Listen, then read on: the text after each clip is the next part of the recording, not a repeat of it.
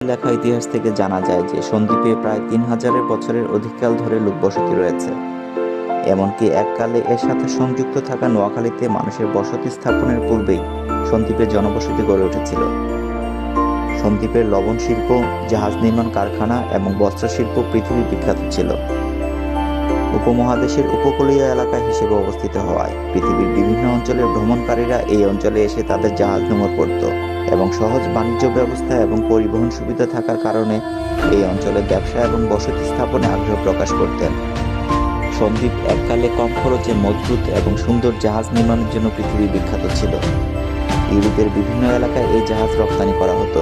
ভারতবর্ষের মধ্যে সন্দ্বীপ ছিল একটি সমৃদ্ধশালী বন্দর। ষোড়শ শতাব্দীর মধ্যভাগে পর্তুগিজরা সন্দ্বীপে উপনিবেশ স্থাপন করে। এছাড়া ভ্রমণ এবং ধর্মপ্রচারের উদ্দেশ্যে ফরাসি এবং ওলন্দাজ পরিব্রাজকরা প্রায়ই সন্দ্বীপে আগমন করতেন।